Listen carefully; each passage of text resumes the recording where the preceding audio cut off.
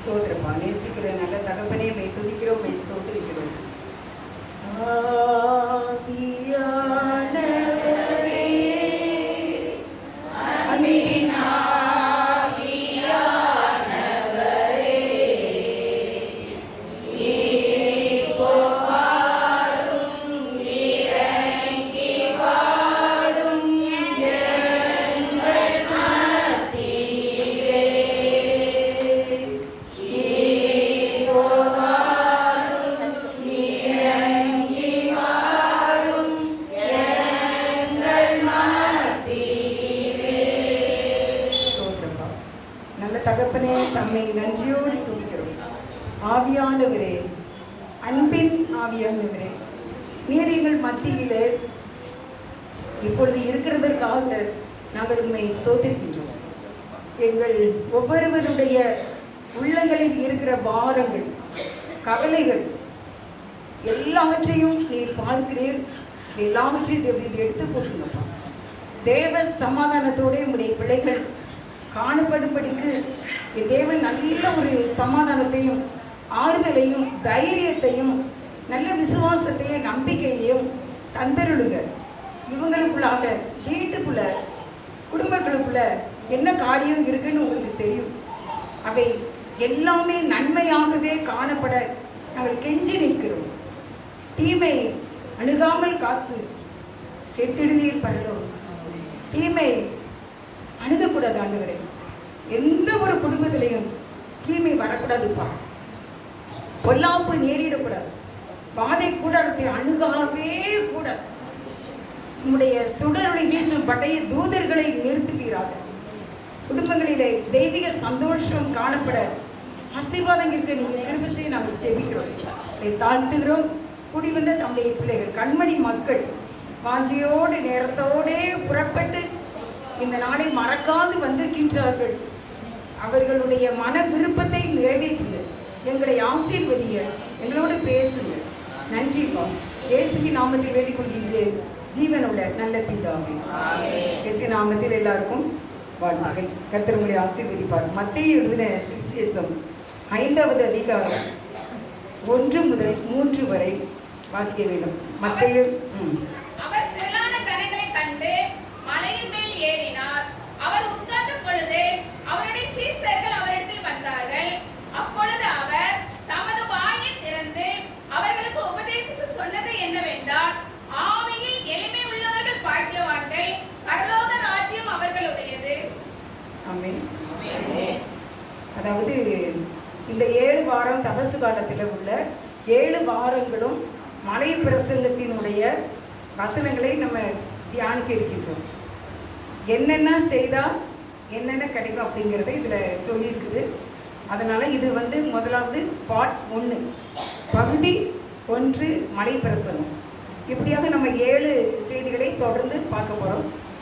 இன்றைக்கி நம்ம முதலாவது என்ன பார்க்க போகிறோம் அப்படின்னா, ஆவியில் எளிமை உள்ளவர்கள் பாக்கியவான்கள், பரலோக ராஜ்யம் அவைகளுடையது. ஆண்டவர் மலை மேலே போய் ஏறி உட்கார்ந்தார். உட்கார்ந்த உடனே சீடர்கள் வந்தார்கள். பிறகு திரளான ஜனங்கள் வந்தார்கள். ஆண்டவருடைய எசபோடைய ஸ்டேட்டஸ் என்ன தான்? உட்கார்றது தான். படகிலே அவர் உட்கார்ந்தார். திரளான ஜனங்கள் கடற்கரையிலே நினைச்சாங்க, நின்றார்கள். ஆண்டவர் உட்கார்ந்தாலே என்னதான்? பிரசங்கம் தான். நடந்தால் ஆண்டவர் நடந்த அற்புதம், சோகம். அவர் போனால் மலையை என்ன செய்கிறோம்? நவன்றோம். ஆண்டவர் எங்கே அசைத்தாலும், தனித்து ஜெபம் பண்ண போனாலும் அங்கே மறுரூபமாகுவார். இப்போ ஆவியில் எளிமை உள்ளவர்கள் பாக்கியவான்கள். இந்த ஒரு வசனத்தை இன்றைக்கி நம்ம சில நிமிடங்களுக்குள்ளாக நம்ம பார்க்கலாம். 4வது இல்லாட்டா 5வது கிளாஸ் நான் படிக்கும்போது இந்த பாடத்தை நான் படித்தேன். இதில் ஒரு பாடம் படித்தேன். நீங்கள் படிச்சிருக்கீங்கன்னா என்ன தெரியல. உங்களுக்கு அந்த பாடம் தமிழில் வந்துச்சு. 3வது வகுப்பில் தான் ஏபிசிடி சொல்லிட்டு இருந்தாங்க. அது வரைக்கும் 3ஆம் கிளாஸ் வரைக்கும், இந்த 2ஆம் கிளாஸ் வரைக்கும் தமிழ் மட்டும்தான், ஆங்கிலம் தெரியாது. 3ஆம் கிளாஸில் ஏபிசிடி சொல்லி கொடுத்தாங்க. அப்போ அதில் ஒரு பாடம் நாங்கள் படித்தோம். என்ன பாடம் அப்படின்னா, 2 சிறுவர்கள் தெருவிலே விளையாடி கொண்டு இருக்கின்றார்கள். தெருவிலே சிறுவர்கள் விளையாடி கொண்டு இருக்கும்போது அந்த குழந்தைகள் பயங்கரமாக சண்டை செய்ய ஆரம்பிச்சிட்டாங்க. சண்டை செய்து அது விளையாண்டு அந்த அடிப்படை சண்டை ரொம்ப அழ ஆரம்பிச்சிட்டாங்க. என்ன செய்தாங்க? அழ 2 குழந்தைகளும் அலட்சத்தை கேட்ட உடனே பேரண்ட்ஸு பெற்றோர் ஓடி வந்துவிட்டாங்க. ஓடி வந்து பார்த்தா 2 பிள்ளைக்கும் சண்டையை பிரித்து விடுறதுல இந்த 2 அம்மா அப்பாவுக்கும் அந்த அம்மா அப்பாவுக்கும் என்ன வந்துச்சு? சண்டை வந்துச்சு. ஆக இவங்க பிள்ளைகளை மறந்து இந்த 2 பேரண்ட்ஸும் சண்டை போடுறாங்க. சண்டை செய்யும்போது என்னெல்லாம் வந்துச்சு? அருவா, கம்பு எல்லாம் வந்துச்சு. பயங்கர கும்பல். இந்த குடும்பத்துக்கு ஒரு கோஷ்டி வரும், அந்த குடும்பத்துக்கு ஒரு கோஷ்டி வருது.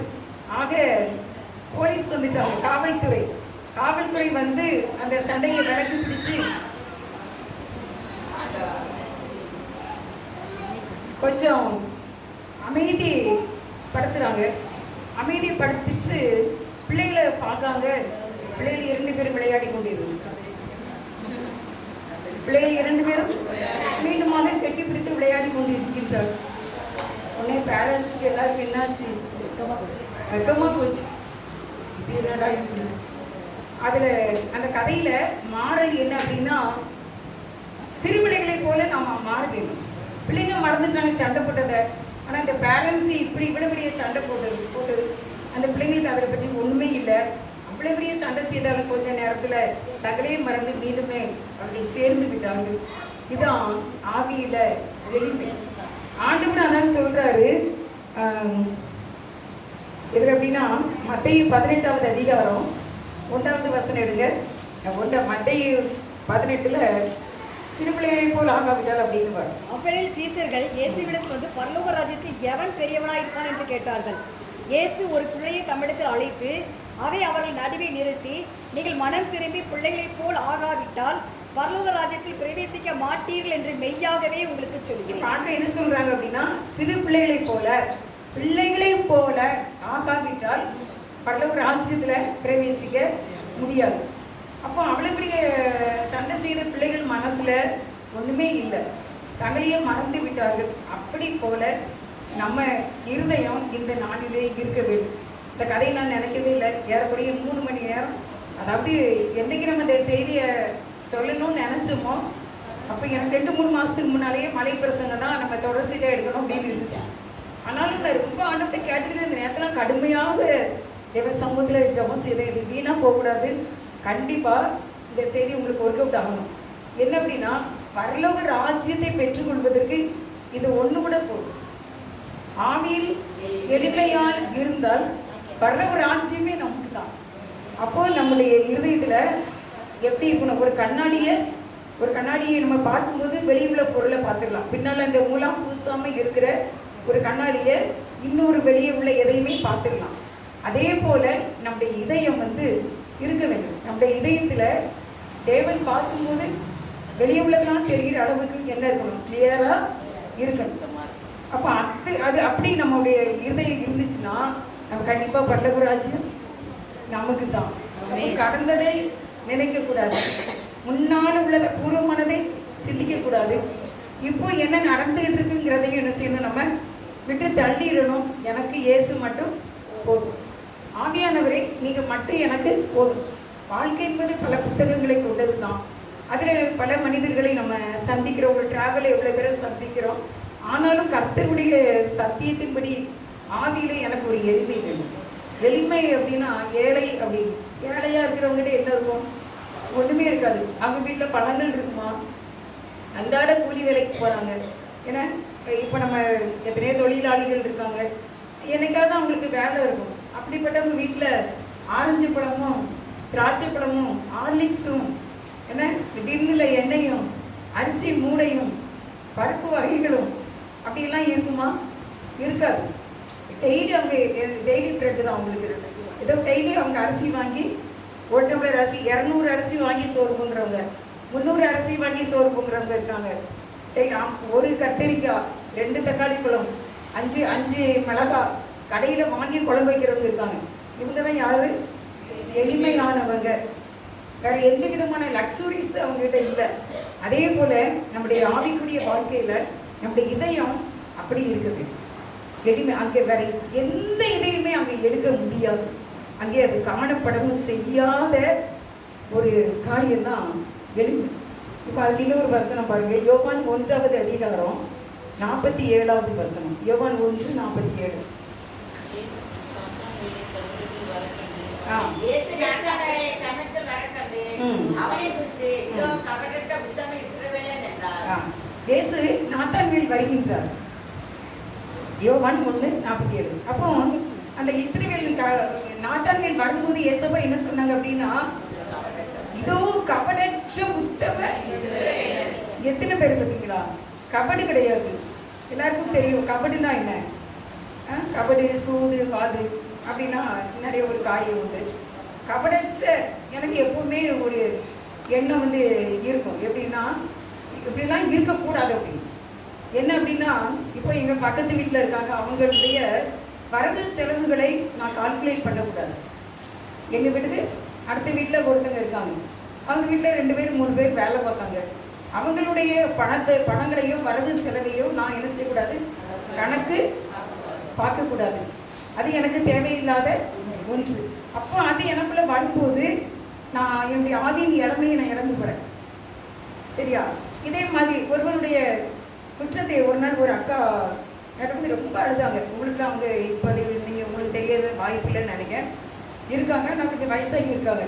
அவங்க வந்து ஒரு நாள் என்கிட்ட சொன்னாங்க, நான் வாலிப பிள்ளையில் வந்து ஒரு தப்பு பண்ணிட்டேன். அதை வந்து இப்போ அக்களுக்கு எவ்வளோ வயசு ஆகிடுது, இப்போ வந்து ஒருத்தர்கிட்ட சொல்லியிருக்காங்க. அவங்க வந்து என்கிட்ட சொன்னாங்க, நீங்கள் இப்படி வாலிப வயசில் நீங்கள் இப்படி ஒரு தப்பு பண்ணிங்களாமே அப்படின்ட்டு வந்து சொல்கிறாங்க. அக்களுக்கு எவ்வளோ கவலையாக இருக்கும் ஜீவா, நீங்கள் யோசித்து பாரு அப்படின்னாங்க. அடுத்துட்டு நான் என்னைக்கோ செய்தது கூட இன்னுமே அது ஒரு எஃப்ஐஆராக இந்த இதயத்தில் இருக்கும்போது இந்த இதயம் கபடு நிறைந்ததாக இருக்கின்றது. ஒருவேளை நமக்கு தெரியலாம், ஆனாலும் யாரை பற்றி தெரிஞ்சாலும் அதை அப்படியே என்ன செய்யணும், மூடி போட்டுடணும். ஏசப்பாவே மூடி போட்டாங்க. அவங்க நல்லா இருக்காங்க, எவ்வளோ வயசு ஆனாலும் இன்னுமே அவங்க நல்லா இருக்காங்க, ஆண்டவர்களையும் நல்லா இருக்காங்க. பார்த்துக்கோங்க. அப்போ ஆவியிலே எளிமை உள்ளவர்களாக இருந்தால் பரலோக ராஜ்யம் நமக்கு தான். நாங்கள் முன்னாலே நானும் ஜெயாவும் ஊழியத்துக்கு போவோம். அப்போ நாங்கள் ஊழியத்துக்கு போகும்போது எதுக்கு யாராவது எங்களுக்கு தெரிஞ்சவங்க நம்மளை பார்க்கல அப்படின்னா அவள் சொல்வா, நம்மளை கவனிக்கலை, அவங்க பாவம் என்ன சிந்தனையில் போகிறாங்களோ, அவங்களுக்கு என்ன சிந்தனையோ, அவங்களுக்கு என்ன பிரச்சனையோ, பாவம் அப்படின்னு சொல்வா. பார்த்துக்கோங்க உடனே. அப்போ இது வந்து ஆவியில் ஒரு எளிமை. இப்படி காரியங்கள் சில நம்ம குறை ஒரு நபரை குறித்து நம்ம இது வந்து நமக்கு ஏற்றமான ஒரு சுத்திகரிப்பு கூட்டம் தான். ஃபஸ்ட்டு என்ன ஆண்டவர் தயார்படுத்தினாலும் உங்களுக்கு இந்த செய்தியை கொடுப்பாரு. நான் சரியில்லாமல் நான் அந்த செய்தியை கொடுக்கவும் முடியாது. நான் வந்து தூக்கத்தை பற்றி பிரசங்கம் பண்ணணும் அப்படின்னு ஒரு 15 வருஷத்துக்கு முன்னால் ரொம்ப ஆசைப்படுவேன். தூக்கத்தை பற்றி ஒரு பிரசங்கம் பண்ணேன். ஆனால் நான் ரொம்ப தூங்குவேன். திரும்ப சொல்வா, படுத்தோடனே தூங்கிடுறிய, எப்போ பார்த்தாலும் தூங்கிட்டே கிடைக்கிய அப்படின்னு சொல்லுவா. அப்போ எனக்கு எடுக்க முடியல. ஆனால் நான் தூக்கம் இல்லாமல் 9 மாதங்கள் கஷ்டப்பட்டு ரொம்ப சௌகரியமாக என்னை மதுரையில் வந்து வச்சுருந்தாங்க. 30 நாள் எனக்கு ட்ரீட்மெண்ட். 30 நாளும் எத்தனையோ நேரம் என்னை டாக்டர்கிட்ட கூட்டிகிட்டு போவாங்க. அவர் மாத்திரை ஊசி மாற்றி 30 நாள். ஒரு நாளைக்கு 1/2 கிலோ திராட்சை போல் கண்டிப்பாக சாப்பிடணும். டெய்லி ஒரு முட்டை சாப்பிடணும். தட்டு நிறையா சோம்பு சாப்பிடணும். அப்படி சாப்பிடல அப்படின்னா எங்கள் அண்ணி வந்து ரொம்ப பேசுவாங்க, சத்தம் போடுவாங்க. அதனால் எங்கள் அண்ணி பேசுவாங்கன்னு பயந்து நான் அவ்வளோ உணவு சாப்பிட்டேன். ஆளு தான் அழகான ஒழிய தூக்கம் எனக்கு வரல. அதுக்கப்புறம் எசப்ப கிருமினால ரசிக்கப்பட்டு தேவனை ரசித்தாரு.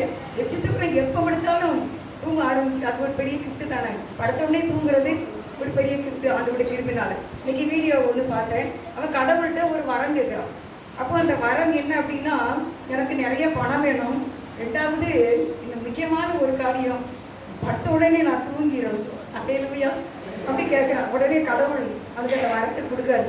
சரிப்பா, உனக்கு தேவையான பணம் கொடுக்குறேன், அதே சமயத்தில் நல்ல ஒரு தூக்கத்தை கொடுங்க அப்படின்னு தூங்கி கொரட்டை விட்டு தூங்குற மாதிரி ஒரு வீடியோ பார்த்தேன் நான். அப்போ அருமையானவர்கள் அப்போ ரொம்ப தூங்கிட்டே இருப்பேன். ஆனாலும் எனக்கு இந்த தூக்கத்தை பற்றி பசங்க பண்ணணும்.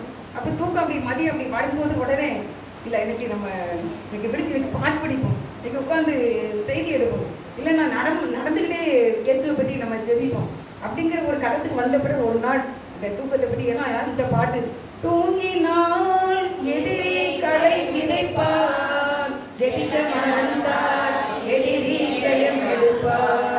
நான் தூங்கினால் எதிரி களை விதைப்பார், ஜெபம் மறந்தார் எதிரி ஜெயம் எடுப்பார். தூங்காமல் ஜெபிக்கும் வரம் தாங்கப்பா, விழித்திருந்து ஜெபிக்கும் வரம் தாங்கப்பா, தூங்காமல் ஜெபிக்கும் வரம் தாங்கப்பா. அப்போ தூங்குனா எதிரி என்ன செய்திருவான்? குறிப்பிட்ட நேரம் தூங்கணும். நைட்டு கண்டிப்பாக 7 மணிக்கு, மதியம் கொஞ்ச நேரம், அரை மணி நேரம், 1 மணி நேரம் தூங்கலாம், அதனால ஒன்றும் இல்லை. இப்போ ஆவியில் எளிமை. அப்போ இந்த சிறு சிறு குற்றங்கள், சிறு சிறு குறைகள் யாரையும் நம்ம பார்க்கும்போது நமக்குள்ள ஒரு டஸ்ட்டு மாதிரி என்ன செய்யும் வந்து. இப்போ நீங்கள் வீட்டை லேசாக ஒற்றை அடிக்கணும்னு ஒரு ஜன்னலை தொடுவீங்க, ஆனால் வீட்டை ஃபுல்லாக ஒற்றை அடிச்சுருவீங்க. அங்கே தெரியும் கண்ணுக்கு, இங்கே தெரியும் கண்ணுக்கு, அப்படியே ஒற்றை அடிச்சுக்கிட்டே இருப்போம். இதே போல தான் நம்முடைய இதயம், அது ஒரு எளிமையானதாக இருக்க வேண்டும். இன்றைக்கு நமக்குள்ள ஒரு தீர்மானம். ஏன்னா இந்த ஒரு காரியத்திலேயே பரலோக ராஜ்யமே கிடைக்கும். பார்த்தீங்களா? எனக்கு ரொம்ப ஆச்சரியமா இருந்தது. ஆவியில எளிமை நான் காணப்பட வேண்டும். எப்படி ஒரு ஏழை வீட்டில், ஒரு குடிசை வீட்டில் ஒரு சின்ன பானை, கொஞ்சோண்டு சோறு, சின்ன கிணத்துல குழம்பு, ஒரு சின்ன பாத்திரத்தில் தண்ணி, எந்த கூட்டு வகைகள் இல்லை, லக்ஸரிஸான ஒரு வாழ்க்கை இல்லாத அது எப்படி இருக்குமோ அதே போல மற்ற எல்லாம் எப்படி பேசாது என் இருதயத்தில் தேவனும் அவருடைய வார்த்தையை தவிர எதுவுமே இல்லாத ஒரு வாழ்க்கை தான் ஆவியில் எளிமையான வாழ்க்கை. ட்ரை தான், நீங்கள் ட்ரை அகைன், முயற்சி தான் செய்யணும். மற்றபடி நம்ம இதிலே தான் பிறந்து என்ன செய்தவங்க, வளர்ந்தவங்க. ஆதாம் ஏவாள்ல இருந்து இது நாள் வரைக்கும் நம்ம பிறந்து வளர்ந்ததே இந்த சின்ன பிள்ளையிலிருந்தே என்னதுதான் குறை சொல்ற ஒரு காரியம் தான், அந்த பாவம் தான் நம்மகிட்ட இருக்குது. அப்போ இவர் ஆண்டவர் சொல்றாரு, இதோ கபடற்ற உத்தம இஸ்ரவேல். ஃபர்ஸ்ட் கபடற்ற, அதான் ஒரு ஆவியில எளிமை. அடுத்து பார்த்தீங்கன்னா உத்தம. உத்தமனை என்ன சொல்லுவாங்க அந்த காலத்துல எல்லாம், பெரிய உத்தமியா அப்படிம்பாங்க. தன்னுடைய கணவனை தவிர யாரையுமே பார்க்காத, அன்பு செலுத்தாத ஒரு பெண்ணு தான் உத்தமி. அதே போல ஒரு இயேசுவுக்கு மட்டும் இதயத்தை கொடுத்த ஒரு மனுஷன் அந்த நாத்தான் பேர். அப்போ ஆண்டவர் சொல்ற கபடற்ற உத்தம இஸ்ரவேலன்னா யாருன்னா கண்டிப்பா இயேசுவோடைய பிள்ளை தான். இந்த 3 காரியமும் நாத்தான் மீன் இடத்துல காணப்படுகின்றது. அதான் ஆண்டவர் சொல்றாரு, இதோ கபடற்ற இஸ்ரவேல். சாட்சி, எவ்வளவு பெரிய சாட்சி. இன்னைக்கு நம்மகிட்ட பார்த்து இயேசப்பா அப்படின்னு நம்மள சொன்னா எப்படி இருக்கும்? என் பிரியமே, என் புறாவே, என் உத்தமியே, உன்னில் பழுது ஒன்று இல்லை சொல்ல முடியுமா நமக்கு? நம்மளை பார்த்து ஆண்டவர் இன்னைக்கு சொன்னா எப்படி சந்தோஷமா இருக்கும். அப்போ நம்ம ஆண்டவர்கிட்ட கேட்கணும், ஆண்டவர் என்னுடைய ஆவியில நான் ஒரு எளிமையை விரும்புகின்றேன். நான் என்னுடைய ஆவியில எளிமையாக இருந்து என்னுடைய ராஜ்யத்தை நான் என்ன செய்யணும், பெற்றுக்கொள்ளணும். மார்க்கு 1வது அதிகாரம் 7வது வசனம். மார்க்கு 1:7. அவன் நல்லவர் ஒருவர் எனக்கு பின் வருகிறார், அவருடைய பாதத்துக்கு பாறை குனிந்து அனுப்பிச்சிருக்கும் நான் பார்க்கிறேன் அல்ல. யோவான் ஸ்நானன் இவர் எவ்வளவு பெரியவர். இயேசுபாய் சொல்றாங்க, பரலோக ராஜ்யத்தில் இவரை போல பெரியவன் ஒருவனும் இல்லை. ஆனா இந்த யோவான் ஸ்நானன் சொல்றாரு, இயேசுபாவுடைய அந்த அதான் சாண்டெக்ஸ். நான் நினைக்கிறேன் ஆண்டவரையே தான் போட்டுருப்பாங்க. சாண்டெக்ஸ் தான், வார் போட்டுக்கல சின்ன பிள்ளைங்க. அது நல்லா கம்ஃபர்டபுளாக இருக்கும் தெரியுமா. பெரியவங்க கூட நிறையா நல்லா கொஞ்சம் வசதி உள்ளவங்களாம் பார்த்துருக்கேன், நல்லா படித்தவங்களாம் 2 வார் போட்டு சாண்டெக்ஸ் தான் போட்டுக்குவாங்க. நல்லா கம்ஃபர்டபுளாக இருக்கும். வலுவாது, வழுக்கி விடாது, கீழே விட வாய்ப்பு இருக்காது, எதாவது. ஏன்னா முன்பகுதி கொஞ்சம் தூக்கி இருக்கும். அப்போ ஏசப்பும் அதே மாதிரி தான் சாண்டெக்ஸ் தான் போட்டுப்பாங்க போல. அதனால யோவான் ஸ்நானன் சொல்றாரு, நான் அவர்கிட்ட போய் குளிச்சு அந்த வார சாண்டெக்ஸோட அந்த வார கூட அந்த அந்த பகுதியை கூட தொடுவதற்கு அவிழ்ப்பதற்கு அதில், ஏன்னா அவர் அவ்வளோ பிரைட்னஸ், அவ்வளவு ஒரு சக்தி வாய்ந்த பரிசுத்தாவியினால் பிறந்த இயேசுகிட்ட போய் என்னால் இதை அவிழ்க்க முடியுமா? எப்படிப்பட்ட ஒரு தாழ்மையை நம்ம யோவான் ஸ்நானத்திலே பார்த்துட்டோம். இந்த ஒரு தாழ்மை நம்மகிட்ட இருக்கா? நம்ம இன்னும் நம்ம ஊரை குறித்து, நம்ம குடும்பத்தை குறித்து, நம்ம குலங்களை குறித்து, நம்ம ஜாதியை குறித்து, நம்மளுடைய காரியங்கள், நம்ம சரீரம், நம்முடைய செய்கைகள், இதெல்லாம் குறித்து பெருமையாகவே இன்னும் பேசிக்கொண்டே இருந்தால் நம்ம குப்பை சேர்ந்த மாதிரி தான். ஆவியில எளிமை அங்கே காணப்படாது. பரலோக ராஜ்யத்திலே செய்ய முடியாது, பெற்றுக்கொள்ள முடியாது. என்ன எழுதுக்கு அப்படின்னா, ஆண்டவருடைய வார்த்தையை அப்படியே நம்புவது எனது ஆவியில எளிமை. அடுத்து தேவனை அப்படியே விசுவாசிப்பது, நம்புவது, விசுவாசிப்பது ஆவியில் எளிமை. தேவனை முறுமுறுக்கவே கூடாது. எனக்கு மட்டும் எதுக்கு இப்படி ஒரு கஷ்டத்தை ஆண்டு கொடுத்துட்டாங்க, இவ்வளோ நாளும் நல்லா இருந்தேன், இப்போ எனக்கு சில பிரச்சனைகள் வந்துட்டு அப்படின்னு நினைக்கவே கூடாது. அப்படி நினைக்கலன்னா உங்களுக்கு ஆவியின் எளிமை இருக்குது.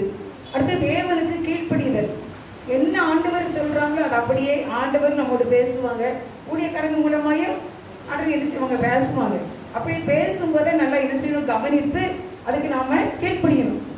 நான் என்னுடைய பார்வை தான் கரெக்டு, நான் தான் சரி, நான் மட்டும் ரைட்டு, மற்றவங்கெல்லாம் எப்படி சொல்லுங்க, நான் மட்டும் ரைட்டு மற்றவங்கெல்லாம் தப்பு, அப்படி கரெக்டு நம்மகிட்ட இருக்கக்கூடாது. மற்றவங்கெல்லாம் ரைட்டு, நான் மட்டும் தப்பு, அந்த கேட்டகரிக்கு நம்ம வரணும்.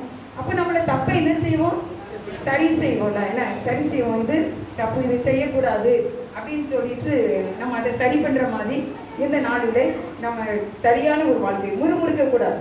அடுத்து தேவனுக்கு கீழ்ப்படிவது அவசியம். ஆவியில் எளிமை. தேவனை உயர்த்துவது நம்முடைய முழு நோக்கமாக இருக்க வேண்டும். எப்படின்னா நம்மளையே உயர்த்தக்கூடாது. நான் என் பிள்ளைங்க முறக்கா என்ன சொல்லுவாங்க, என்ன சொல்லுவாங்க அப்படின்னா, என் பிள்ளைங்களாம் நல்லா படிக்கும், என் பிள்ளைங்க நல்லா பாட்டு பிடிக்கும் அப்படின்ட்டு ரொம்ப அடிக்கடி சொல்லுவாங்க. என் பிள்ளைங்களாம் நல்லா பாட்டு பிடிக்கும் அப்படின்னு சொல்லுவாங்க. அப்போ எப்படி இப்படி ஒரு பெருமையான ஒரு வார்த்தையை சொல்ல முடியுது அப்படின்னு நினைப்பேன். எனக்கு ஆச்சரியமாக இருக்கும். அப்படின்னா நம்ம என்ன செய்யக்கூடாது, நல்லா படிக்காங்க, காடு பேசணும். ஒரு பையன் வந்து ஃபஸ்ட்டு மார்க்கு வாங்கியிருந்தானா ஆரம்பத்தில், ஸ்கூல் ஆரம்பத்தில். அப்போ அவங்க அப்பா போய் எல்லாத்தையும் கடிச்சிட்டாங்க, நான் படிக்கலை, என் பையன் பாருங்க ஃபஸ்ட்டு மார்க் வாங்கியிருக்கான் அப்படின்னு. ஆனால் நாளாசிரியாக நம்ம சில பாடங்களில் ஃபெயில் ஆகக்கூடியது வந்துட்டான். அப்போ அந்த பையன் சொன்னான், அன்றைக்கி எல்லார்ட்டையும் போய் என்னுடைய அந்த மார்க் ஷீட்டை காட்டினதுனால தான் இன்றைக்கி நான் இப்படி ஆகிட்டேன். எதுக்குன்னா நீங்கள் ரொம்ப பெருமைப்பட்டுட்டீங்க, அதனால தான் எனக்கு நான் இப்படி ஃபெயில் ஆனது காரணமே நீங்கள் தான்ப்பா அப்படின்ட்டு சொன்னான். அப்போ ஒருவேளை நம்மளே இன்றைக்கு அப்படி எல்லா வச்சிலேயும் எங்கள் பிள்ளை தான் அழகு, எங்கள் பிள்ளை தான் கரெக்டு, எங்கள் பிள்ளை வந்து எதுவுமே தப்பு செய்யாது, என்னுடைய கணவர் ரொம்ப உண்மையாக இருப்பாங்க, ரொம்ப எல்லாத்துலேயும் அப்படிங்கிறதான ஒரு பெருமையான வார்த்தை நமக்கு என்ன செய்யக்கூடாது, வரக்கூடாது. வரலை அப்படின்னா அதுதான் ஆவியில் எளிமை. அப்போ இன்னைக்கு வரைக்கும் நம்ம அப்படி எதுவும் பேசியிருக்கோமா, அப்படி எதுவும் நினைச்சிருக்கோமா அப்படின்னா நம்ம ஆண்டவர்கிட்ட என்ன செய்யணும், மன்னிப்பு கேட்டு இன்றைக்கு நீங்கள் ஆவியில் ஒரு எளிமையான காரியத்துக்குள்ளே வர வேண்டும்.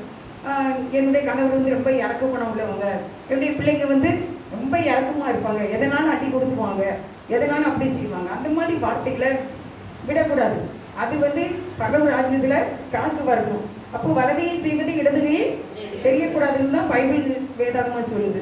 அப்போ நம்ம இந்த விஷயத்தில் எப்படி இருக்கோம் அப்படின்னு சொல்லி நம்மளை ஆராய்ந்து பார்த்து இந்த ஆவியில எளிமை எனக்கு வேணும், என் பிள்ளைங்களுக்கு வேணும், என் குழந்தைங்களுக்கு வேணும், நாங்கள் பரலோக ராஜ்யத்துக்கு வரணும்.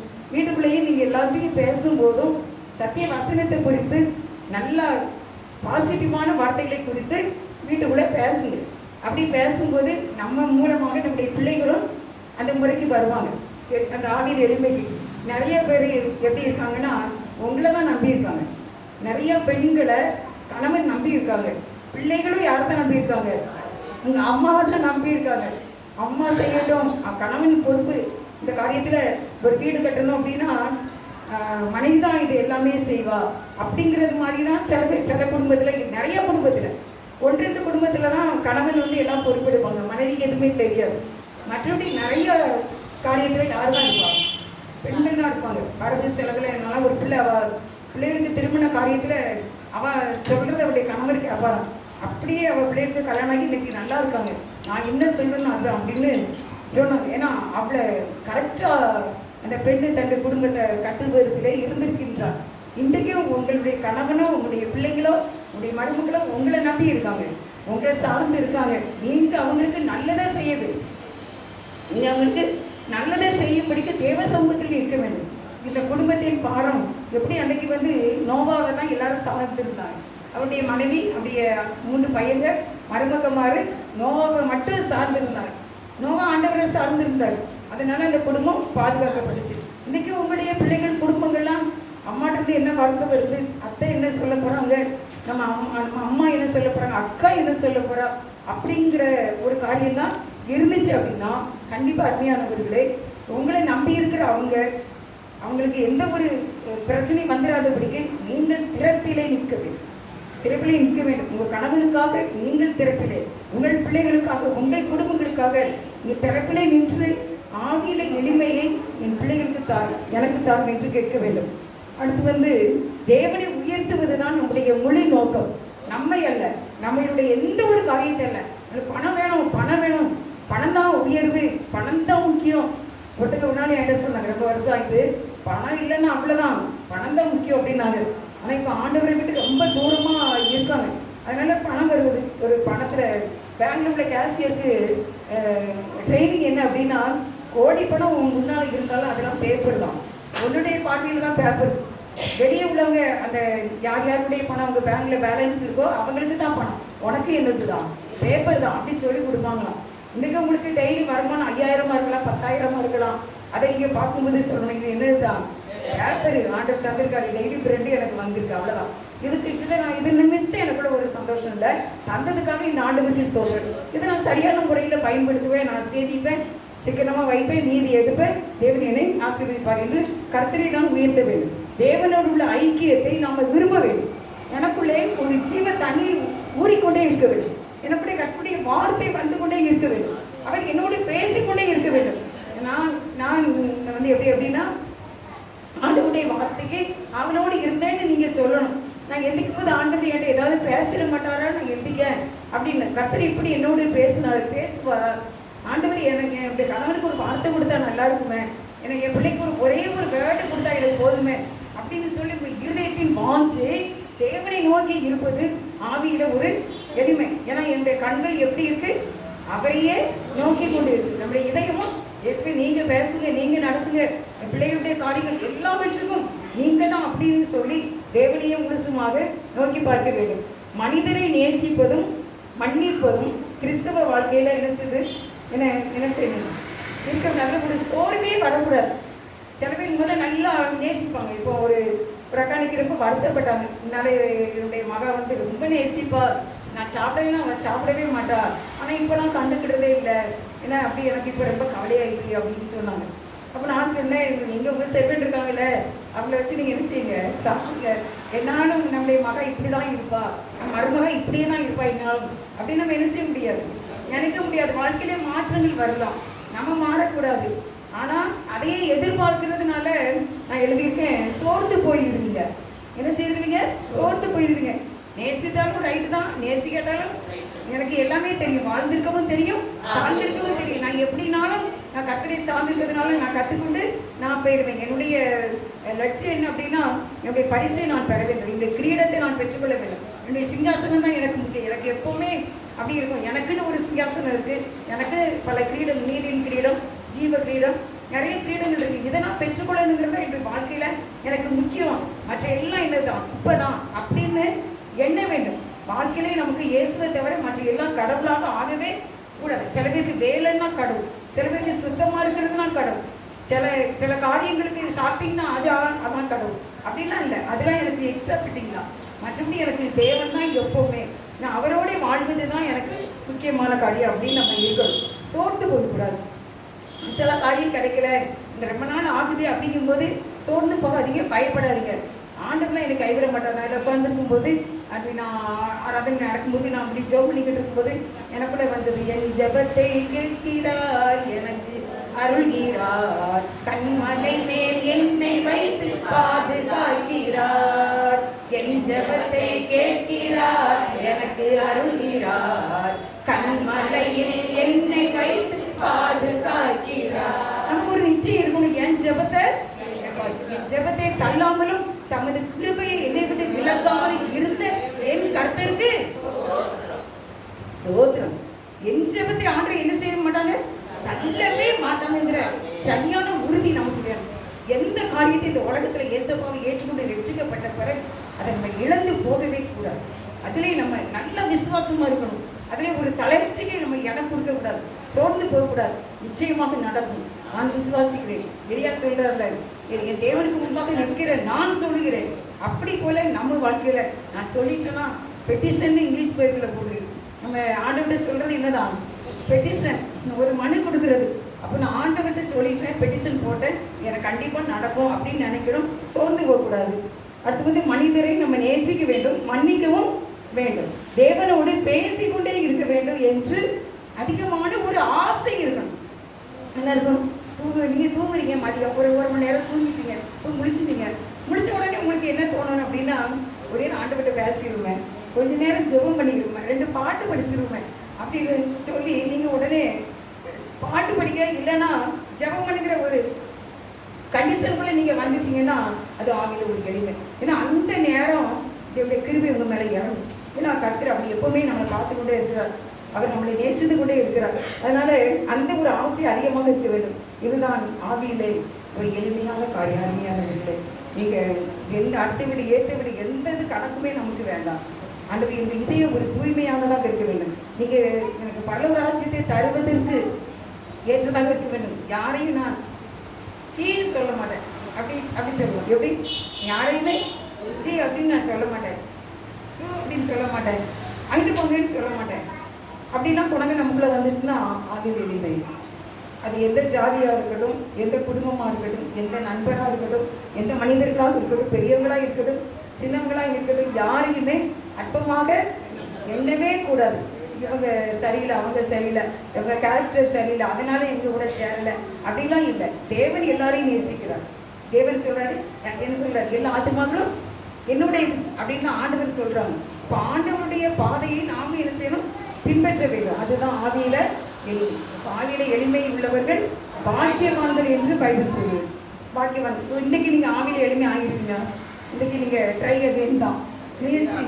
ஆண்டவரே எனக்கு கொஞ்சம் கிருபை செய்யுங்க. எதையும் நான் எஃப்ஐஆர் கேஸ் மாதிரி நான் போட்டு வச்சுருக்கேன், அதெல்லாம் நீ ஃபைலெல்லாம் எனக்கு க்ளோஸ் பண்ணிடணும். நான் நேசிப்பேன் ஆண்டவரே, எனக்கு அந்த மனசு தாரும். நான் இனிமேல் யாரையும் அற்பமாக நினைக்க மாட்டேன், குறையாக நினைக்க மாட்டேன், பலகீனமாக நினைக்க மாட்டேன், நல்லதையே நினைப்பேன். நான் உங்களுடைய வசனத்துக்கு மேலே ரொம்ப ஆசையாக இருப்பேன், உங்களுடைய பேசணும்னு ரொம்ப ஆசையாக இருப்பேன், உங்களை பாடி துதிக்க ரொம்ப ஆசையாக இருப்பேன். எங்களை நோய் நொடிகளை எங்கள் வீட்டை விட்டு விளைக்கிருங்க, பாவங்களை விளைக்கிருங்க, சாபங்களை எடுத்துருங்க, சந்தோஷமாக வைங்க. நாங்கள் மிகுந்த மனமகிழ்ச்சியோடு இருக்கணும். என் ஜெபத்தை என் ஆண்டவர் கேட்க வேண்டும். ஆவியில் எளிமை உள்ளவர்கள் பாக்கியவான்கள், பரலோக ராஜ்யம் அப்படிப்பட்டவர்கள் உடையது. அப்போ இன்றைக்கு ஆவியில் எளிமையுள்ள நமக்கு பரலோக ராஜ்யத்தை தர தேவனாகிய கர்த்தர் ஆயத்தமாய் இருக்கின்றார். நம்ம எல்லாரும் சேர்ந்து அப்படியே ஆமென்.